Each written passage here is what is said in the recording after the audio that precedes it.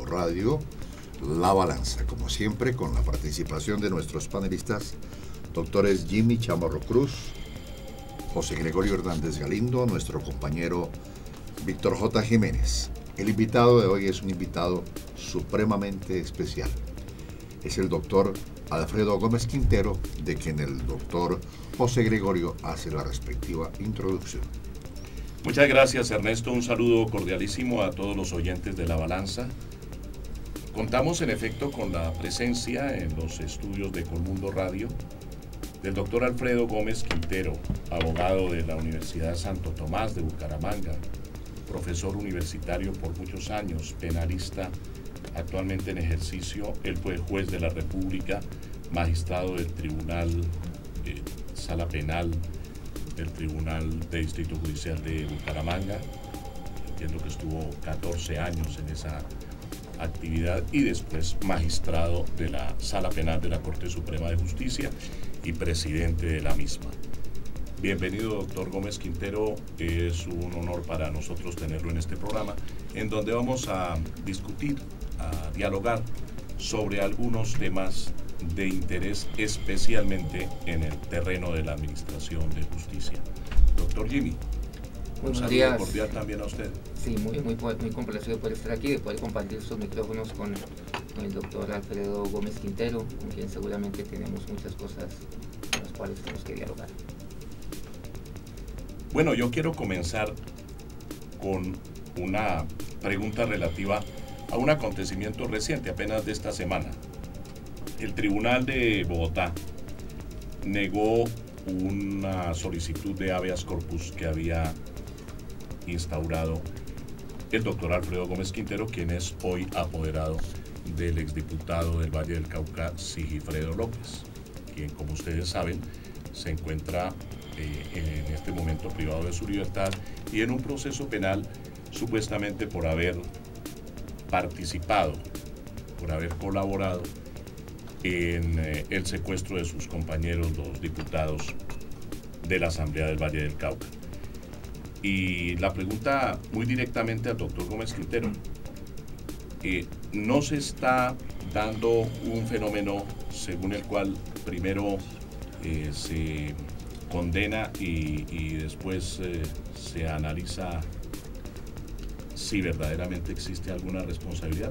Y esto lo digo porque parece como que las personas quedan condenadas ante la opinión pública. Sí, un saludo muy especial, doctor Gregorio, doctor Jimmy, Víctor J. y a Ernesto y a todos los oyentes de Telva. Y gracias por la invitación que se me cursa para exponer con ustedes y dialogar aquí alrededor de ciertos temas jurídicos de importancia y de actualidad. Lo primero que habría de advertir es que yo no soy defensor de Sigifredo López. ¿Lo apoderó únicamente para el habeas corpus? No, tampoco. Yo no conozco a Sigifredo López. Yo no conozco al defensor de Sigifredo López. No conozco el expediente de Sigifredo, y la información que tengo es la que tenemos todos a través de los medios de comunicación. ¿Y entonces por qué actuó? ¿Qué es lo que sucede? Bien lo sabe usted, doctor, que el habeas corpus es una acción constitucional y un derecho fundamental. Ajá. Que tiende a preservar la libertad de las personas. Claro. La ley estatutaria que regula el habeas corpus prevé que la acción puede ser intentada no solamente por el afectado, sino por cualquier persona, por terceras personas. Es un derecho fundamental. Fundamental. Sí. Sin necesidad de mandato y sin necesidad de poder alguno. Es decir, se puede actuar como agente oficioso. Ajá. Yo soy profesor de procesal penal y he visto con extrañeza, y debo decirlo, que sigo viendo con extrañeza la decisión de la magistrada de la Sala Civil del Tribunal de Bogotá al negar la libertad por habeas corpus, porque estoy absolutamente convencido que a Sigifredo López la Fiscalía le está violando su derecho a la libertad en cuanto a que hay una prolongación ilícita de la privación en la medida en que no se le ha resuelto situación jurídica dentro de los plazos, dentro del término que la ley señala. Pero eso es un tema interesante, doctor José Gregorio. Claro. Porque aquí nos estamos enterando, y solamente el país lo está haciendo, de una noticia que no se tenía conocimiento, y es que el doctor Gómez Quintero no conoce a Sigifredo López. Bueno, y que actuó en su condición de ciudadano como cualquier ciudadano eso es, del este país. Este es un tema muy interesante, novedoso, no porque no está permitido, por el contrario, es un derecho fundamental, es un derecho garantista en esta Constitución, afortunadamente, y se puede dar de manera oficiosa, queriendo decir con esto pues que cualquier ciudadano lo puede hacer, lo puede interponer directamente porque en defensa del orden jurídico. Claro, del orden jurídico, y es un interés general. Entonces, doctor Gómez Quintero, pues esto me llama la atención. Yo personalmente sí conozco a Sigifredo López, no puedo decir que soy su amigo, pero sí, yo lo conozco a él me conoce por razones obvias, él es vallecaucano, yo también lo soy. Pero llama la atención que usted haya interpuesto esta acción sin conocer a Sigifredo López, sin conocer a su apoderado, o sea, a su abogado, sin haber visto el expediente y teniendo el conocimiento que tenemos los colombianos, que es el conocimiento que nos dan pues los medios de comunicación y lo que sabemos.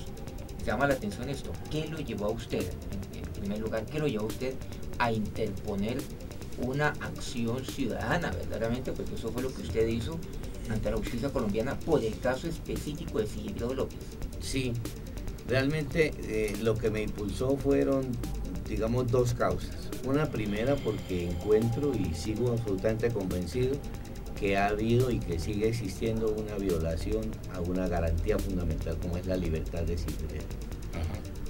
Y segundo, por un ejercicio académico. Yo insisto en este tema, no he cobrado absolutamente un peso, le he dedicado más bien tiempo a la preparación del escrito, a presentarlo personalmente, claro, etcétera, dentro de insisto, también un ejercicio académico.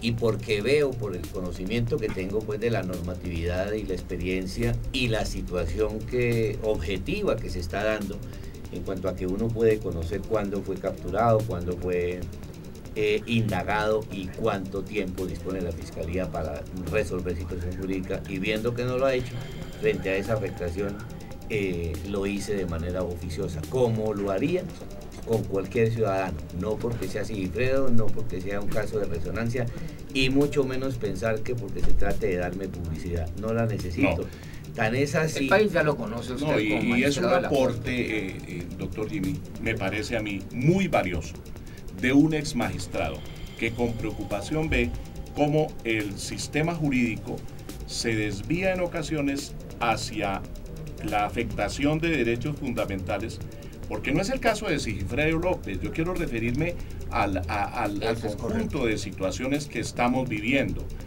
Es que este sistema jurídico penal se ha convertido en algo muy complejo, en donde en unos casos contempla uno una impunidad total, y en otros que una persona respecto de la cual no hay suficientes elementos como para privarla de la libertad, resulta privada de la libertad. Entonces, yo creo que es un aporte de alguien que conoce muy bien el sistema jurídico, que ejerció como magistrado de la Corte Suprema de Justicia con brillantez, y que por lo tanto tiene los conocimientos suficientes para decirle a la sociedad, mire, estas cosas van mal. Sí, ahora. ¿Es cierto, doctor Gómez? Claro, yo creo que inclusive esto da más tranquilidad para hablar acerca del tema, y creo, doctor Gómez Quintero, que esto le da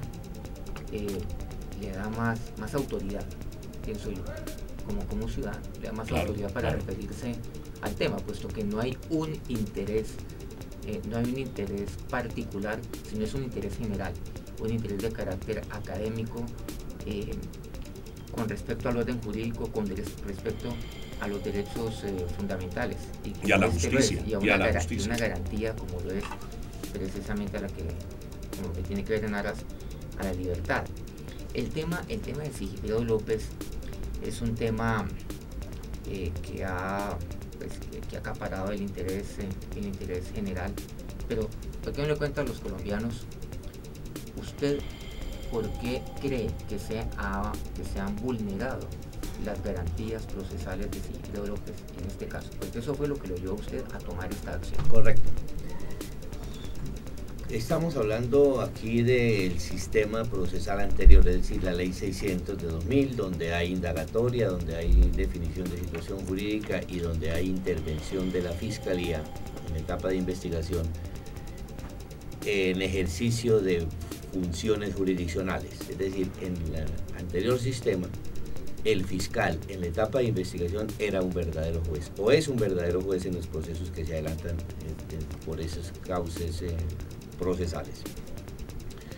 La ley prevé de manera absolutamente clara que cuando una persona es capturada para efectos de indagatoria, esta debe recibirse a más tardar dentro de los 3 días siguientes hábiles a aquel en que es dejado a disposición del fiscal. Sí, Fredo López fue sometido a indagatoria. Correcto, así Fredo lo capturaron, si no estoy mal, el 16 de mayo y fue indagado el día 18 de mayo. Él fue capturado en Bogotá y fue indagado en Bogotá. Listo. Hasta ahí todo aparentemente está bien. Sí, está bien, hasta ahí está bien, y esa indagatoria la recibió el fiscal 38 de la Unidad de Derechos Humanos, que tiene sede en Cali. Esto es muy importante.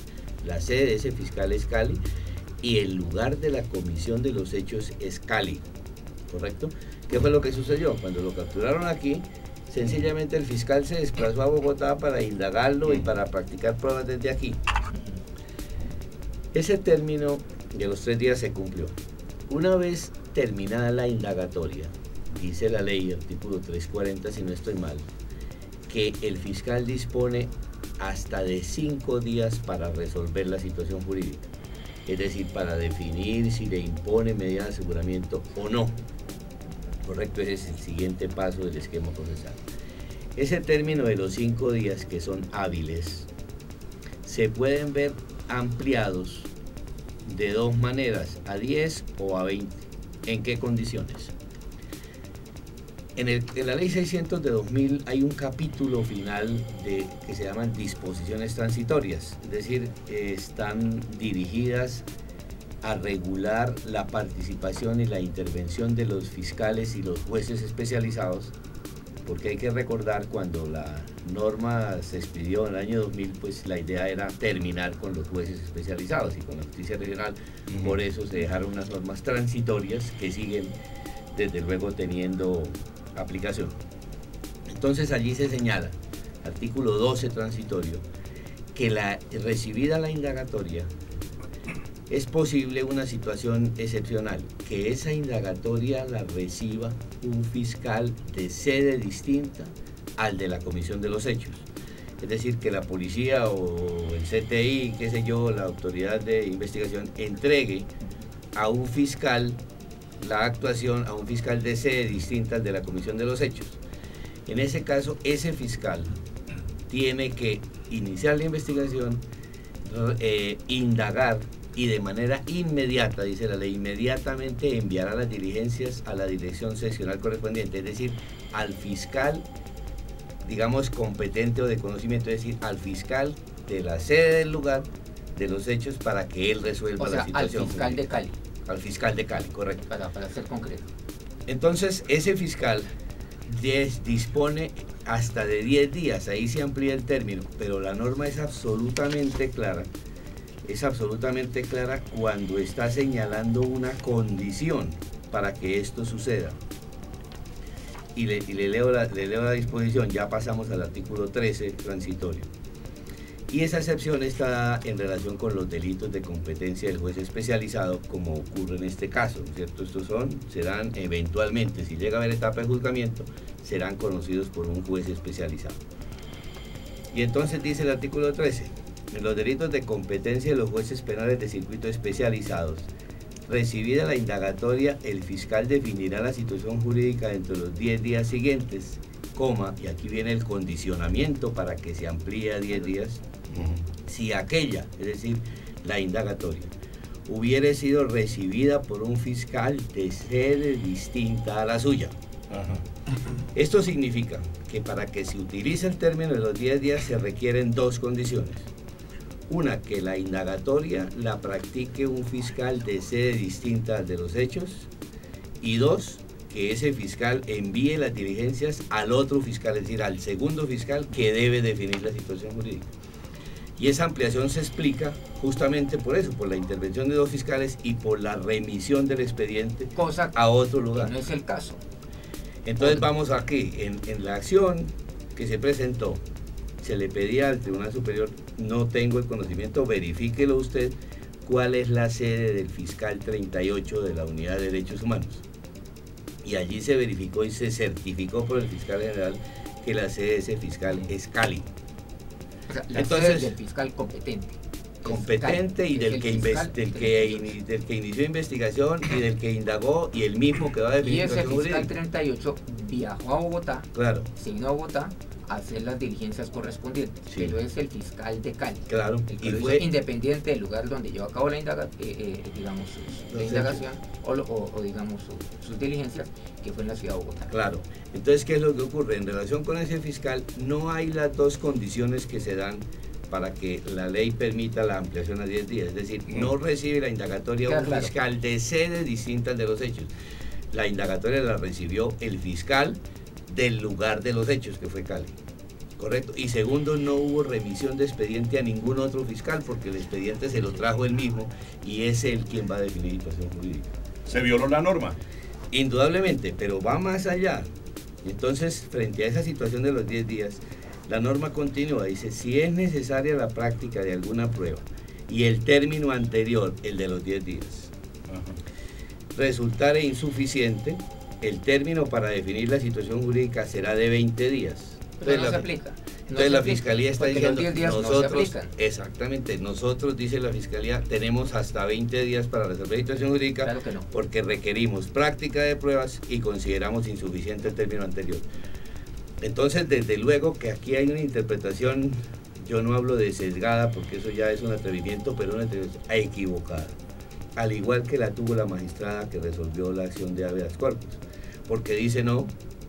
El argumento es que la Fiscalía requiere 20 días para practicar pruebas y esa es la condición. No, señor. No, es que Este de los 20 días está atado íntimamente al de los 10. no a los 5. Exacto. Y al de los 10 está atado por las Correcto. 2 condiciones que le han notado. No, queda claro, esto es como una escalera. Están los 5 días. El Sí. término normal. Luego entonces permite que esos 5 días se amplíen a 10 dadas las 2 condiciones. Exactamente. Cosa la cual obviamente no se da. No se dio. Y luego aparece, esto lo digo para los oyentes, aparece una posible ampliación de hasta otros 10 días adicionales, o sea, un total de 20 días, pero basado sobre los 10. Pero si el de los 10 no se aplica, mucho menos el de los 20. Claro, porque es que Claro. una condición para aplicar a Es los una 20 hay que llegar condición primero a los sine 10. qua non que Se debe interpreta existir. la norma a favor de la Fiscalía y no a favor de la persona detenida. No, es que queda claro que lo que es claro es la norma, independiente de a quién favorezca Claro, o a claro. quién No, desfavorezca. no, pero es que absolutamente es claro que clarísimo. son 5 días. Doctor Jimmy, desde luego que es como usted indica, pero la jurisprudencia, tanto la de la Corte Constitucional como la de la Sala Penal de la Corte Suprema de Justicia, va en el sentido de decir que cuando hay este tipo de posibilidades, en cuanto a la interpretación de una norma, siempre debe haber una interpretación a favor del derecho y en este caso a favor de la libertad. Pero yo tengo otra preocupación. Es que mientras esto ocurre con la privación de la libertad de Sigfredo López, los colombianos hemos estado presenciando la exposición de pruebas que estarían en poder de la Fiscalía. Recordemos que se aplicaba o se aplica en este caso, porque los hechos tuvieron lugar en el año 2002, las normas del anterior Código de Procedimiento Penal y entonces allí hay una reserva del sumario y sin embargo hemos estado presenciando, la exposición de las pruebas en los noticieros de televisión con análisis por parte de los periodistas acerca de las pruebas, de si la nariz coincide o no coincide, de si la voz es o no es, en fin, ¿eso cómo lo mira, doctor Gómez? Indudablemente que aquí hay una violación abierta, yo más que abierta diría descarada, de la reserva sumarial. ¿Usted lo anota con todo tino, doctor Gregorio? Eso no es un espectáculo vergonzoso. Indudablemente, es decir, es que se entere la ciudadanía del texto de la indagatoria, Falta de garantías del texto de las pruebas, con un detalle que casi diría uno, queda uno es... Todos los colombianos tenemos el expediente. Informados de ser el expediente, exactamente. No necesitaríamos físicamente decir, No. présteme el expediente para conocer lo que hay. Por Dios. Ahora, alguien, eso no es una filtración de Los Ángeles, ¿no es cierto? No. Alguien que tiene acceso al expediente ha filtrado. Ha filtrado. Y aquí... eso no le ha valido a la Fiscalía ningún comentario. Yo no he oído, por lo menos, que la Fiscalía se queje de la violación a la reserva del sumario. Y es una función que le competiría allí porque esa violación no puede originarse sin ver a alguien que tiene acceso al expediente. Y todo el que tiene acceso al expediente, empezando por el mismo fiscal, están obligados a guardar las reservas o pena de sanciones, por lo menos disciplinarias. Desde luego los abogados, desde luego el mismo imputado, desde luego la parte civil si hay, desde luego el Ministerio Público, el mismo fiscal, es decir, todos los intervinientes, todos los sujetos procesales están obligados a guardar la reserva sumarial. Y si se guardara, pues indudablemente no podría conocer la ciudadanía ninguna de las pruebas que allí existen. Y lo peligroso es que toman ribetes novelescos y entonces uno se pregunta, ¿dónde está la verdad? Pues quién sabe cuándo se va a saber, porque además se están demorando y hay allí unos problemas entre otros, con la honra y el buen nombre de la persona, claro, en juego. La dignidad. Entre otros, doctor Gómez, esos famosos 20 días todavía no se han vencido, todavía estamos en... Hasta el 20 de junio. Porque hay que aclarar que son días hábiles. Ahora, hay entonces, la Fiscalía ha resuelto que tiene hasta el 20 de junio. Claro. Hay una situación particular, y es que hasta donde tengo entendido, Sigifredo va a apelar o apeló la decisión de negar su libertad.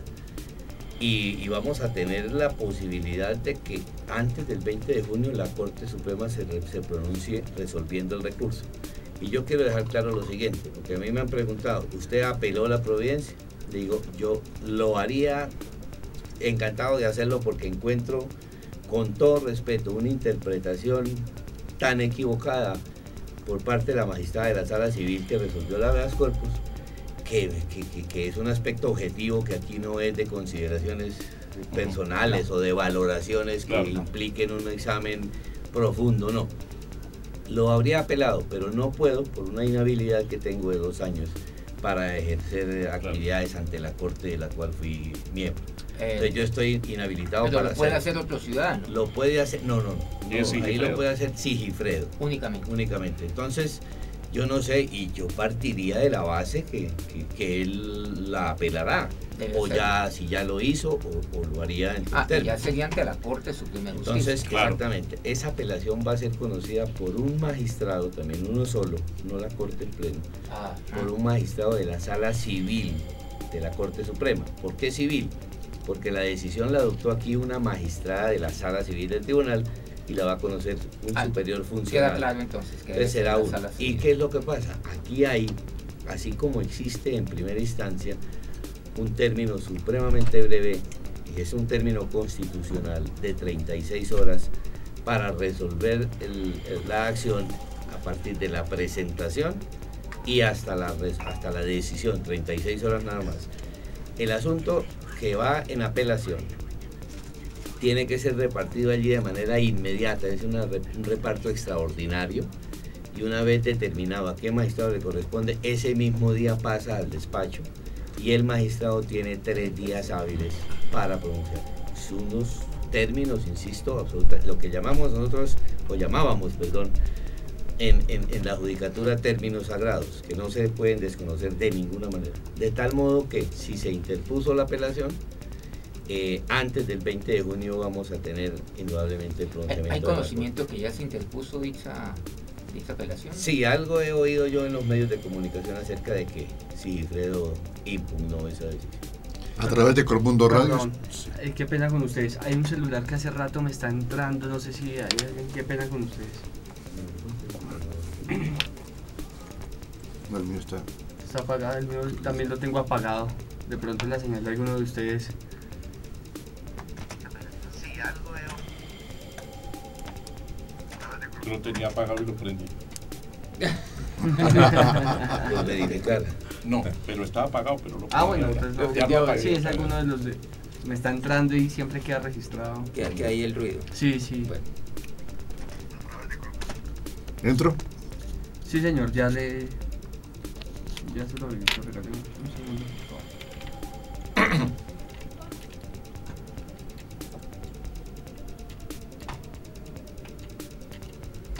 A través de las estaciones de Colmundo Radio estamos presentando el programa institucional La Balanza. Hoy con la grata presencia del doctor Alfredo Gómez Quintero. Bueno, doctor Gómez, yo tengo una inquietud que tiene que ver con la justicia show, que ustedes mencionaron al comienzo de esta conversación. Esa justicia show, a raíz de la filtración de documentos importantísimos en este proceso contra el exdiputado Sigifredo López. Esta justicia show y la violación de la reserva sumarial, ¿sería un mecanismo también para la defensa en favor del señor López? Yo no sabría medir cuál sería el alcance de esta publicidad. Uno pudiera decir, hombre, frente a la eventual y la real repetición de pruebas, uno podría decir, bueno, si han sido pruebas técnicamente practicadas, ¿por qué se repiten? Y ha llevado, y yo creo que todos estamos en ese mismo contexto, a polarizar al país. Si uno pudiera hacer una entrevista, y aquí entre los que estamos en el estudio decir, bueno, ¿usted qué piensa? Uno podría decir, alguno de ustedes o de nosotros podría decir, hombre, yo pienso que eso es irrazonable pensar en que este señor pudo haber participado en eso. Otro podrá decir, bueno, pero si la fiscalía lo capturó será por algo. Otro podrá decir, bueno, es decir, un juicio de valor de distintas dimensiones. Entonces uno no sabe hasta qué punto esa situación mediática que se está manejando, que indudablemente se está manejando, pueda llevar a favorecer o a perjudicar a Sigifredo. Yo aspiro y confío en que la decisión que se va a adoptar en su momento sea obviamente sobre las pruebas que se tienen, sobre la base de una valoración razonable y racional del material probatorio que lleven a que se adopte la decisión que en derecho corresponda. Y que finalmente haya un pronunciamiento de la justicia sobre la base de la verdad establecida en el proceso, que podamos nosotros conocer, eso sí tiene derecho el pueblo, a exigir conocer la verdad de lo ocurrido a través de los medios adecuados, jurídicamente aplicados al caso en particular. Ahora se mencionó, doctor Gómez, el caso de algunos de esos documentos que se dice fueron adquiridos de manera irregular, no de una manera legal. Uno que no es abogado entiende que más o menos esos documentos fueron adquiridos de una forma, no sé, dudosa. Entonces, ¿cómo es un documento real, fehaciente para la Administración de Justicia? Bueno, yo no tengo claro, insisto, porque no conozco el expediente, cómo se haría la adquisición o el aporte de esos elementos probatorios. Si lo fue con base en los computadores... Sí, el video sin duda, y así fue presentado por la misma Fiscalía que habló sobre el tema públicamente, que ese video estaba incluido dentro de los computadores de Reyes, del Mono Jojoy. De Alfonso Cano.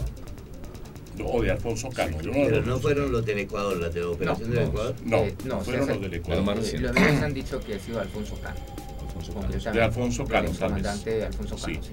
Y entonces resulta que esos documentos, entre los cuales está el video, se expusieron porque llegaron a un medio de comunicación muy específico, que ahí también hay otro problema, que es la discriminación entre los medios, porque entonces se selecciona al medio al cual se envía de manera exclusiva el material, y el medio dice, yo he recibido este documento, tenemos acceso y vamos a presentarlo. Y se hace toda la presentación abriendo el noticiero y durante varios días en una gran exposición. Pero es que lo que se dice, doctor José Gregorio, también sobre esto es que en ese caso el canal que publicó y que analizó y que inclusive algunos de los periodistas y analistas trataron ya de decir que ese señor que hablaba allí sí era Sigifredo. Pagó por ese documento. No sé, pero es la versión que nosotros además, tenemos. Yo no sé si pagaría o no pagaría, pero lo que sí creo es que el medio de comunicación recibe, y ni más faltaba, independientemente de si le pagaron. A mí me parecería muy mal que le hubieran pagado, que hubiera tenido que pagar, Pero Y si lo que hay es una filtración, llamémosla gratuita, eso está muy mal, porque el canal transmite porque él no puede guardarse esa chiva, porque es su función. Es su función, es la función del medio de comunicación.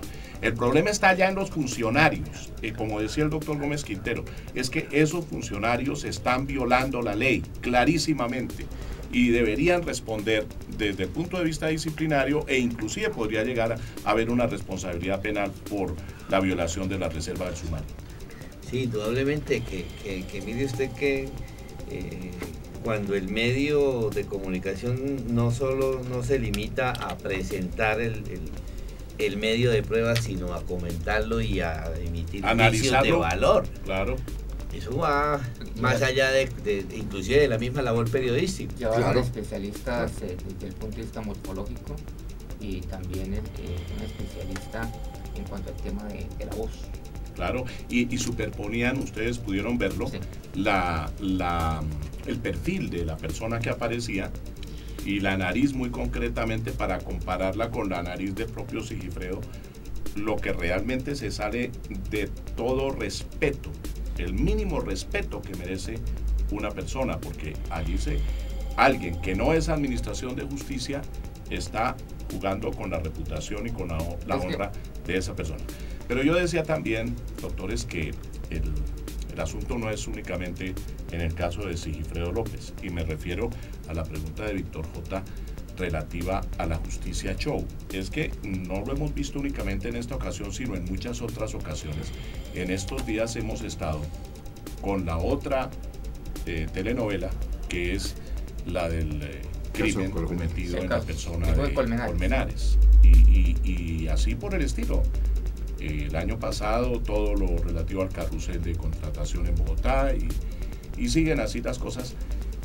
Y lo que uno ve es que muchas veces no se está resolviendo verdaderamente en los estrados, sino que se resuelve por fuera, porque ya se forma en la opinión pública una cierta convicción, una cierta concepción de cómo fueron los hechos, y la persona o queda absuelta por la opinión pública o queda condenada, y en ocasiones eso es gravísimo. Eso repercute en los tribunales cuando debería ser a la inversa. No, es que, doctor Gómez, digamos, y doctor José Gregorio, hablando un poco en términos de rating, básicamente en Colombia hay dos grandes novelas que están barriendo el rating: la novela Sigifredo López y la novela Colmenares. De eso es de lo que la gente está hablando. Sí, le están ganando eso es lo que le están ganando a todas las novelas, porque la gente está hablando de eso. Eso es lo que uno ve. Uno ve en las oficinas que están hablando hoy del caso Colmenares, mañana aparece el caso, otra vez vuelven a hablar del caso Sigifredo. Entonces, seguramente, pues no sé cuál de las dos estará punteando en el rating, pero están por ahí arriba, y eso es lamentable porque eso no perjudica la independencia de la justicia, el criterio independiente, autónomo que la justicia debe tener frente a eso, porque yo me imagino que los mismos jueces, los fiscales, ellos también ven televisión, ellos oyen radio, ellos leen prensa, se están dando cuenta de lo que está sucediendo. No hay duda, yo comparto plenamente esas apreciaciones de ustedes. Y lo que uno puede observar es exactamente esos juicios que se hace la ciudadanía, donde ya por fuera de los estados judiciales se absuelve o se declara culpable a una persona. No hay duda que pueden influir, y yo diría que influyen. No tengo pruebas para decir un determinado juez adoptó esta decisión por temor a los medios de comunicación o dejó de tomarla también por esa presión. Pero casos se dan. Yo sí tengo el convencimiento íntimo de que esa situación se da. Y no puedo porque no tengo la prueba, pero tengo la convicción acerca de que esa influencia negativa en los jueces se está dando. Ahora, y con mayor, con mayor relevancia ahora, con el sistema nuevo donde la publicidad lleva a que a las audiencias pueda asistir la ciudadanía y los medios de comunicación, pero no se limita, ya lo hemos dicho, el medio de comunicación a comunicar la noticia, sino hacer esos juicios de valor. Ya usted lo advirtió, doctor Jimmy. No, es que eso ya es un tribunal de justicia. Exactamente. Y eso no es labor periodística. Entonces se encuentran de pronto, y lo digo con todo el respeto, en el caso de los jueces de garantías. Un juez de garantías hoy en el país es el juez más importante. Vea, para que un magistrado de tribunal pueda enviar a alguien a la cárcel, tiene que conocer de apelación de la sentencia en segunda instancia. Luego ya ha debido surtir todo el proceso para que un magistrado pueda decirle lo mando a la cárcel. Mientras un juez de garantías puede mandar a la cárcel a una persona a las 3 horas de haber sido capturado. ¿Qué pasó ayer en el caso justamente de este muchacho? Capturado y en menos de 36 horas estaba ya en la cárcel por el poder de un juez de garantías. Entonces, el temor que a mí me asalta es que en relación con los jueces de garantías, insisto, reconociendo su papel y reconociendo la preponderancia dentro de lo que es el sistema judicial del país, se encuentra uno con una deficiencia, no hablemos funcional, sino de la misma ley. ¿Por qué? Porque la ley establece que los jueces de garantía sean los jueces de menor categoría en el sistema judicial colombiano. Muchas veces ve uno gente como jueces de garantías que no tienen experiencia judicial ninguna, ¿no? Cumplieron sus 2 años de pronto haciendo judicatura o de pronto cumpliendo funciones en una empresa privada. El mínimo de requisitos de 2 años después de graduado. Concursan y a través de buenos resultados de un examen, de una prueba teórica, que además es muy discutible, acceden al cargo de juez de garantía. Loable desde luego, insisto, no, muy bien. Forma, pero el tema de la experiencia. Ahora, yo digo, esos jueces de garantía debían ser de la misma categoría del juez de conocimiento. Me explico. Que en un caso donde el delito sea de conocimiento del Tribunal Superior, el juez de garantía sea un magistrado de tribunal. Claro. Que si el delito es de conocimiento o de competencia de un juez especializado, el juez de garantía sea de nivel de juez juez especializado. Y si es de circuito, igual, ¿no es cierto? Aquí tenemos es que todos los jueces de garantía son jueces municipales. ¿Por qué no se hace una revisión en esa materia para que haya jueces más experimentados? De pronto jueces, lo digo con respeto, pero con razones, jueces con carácter para adoptar decisiones.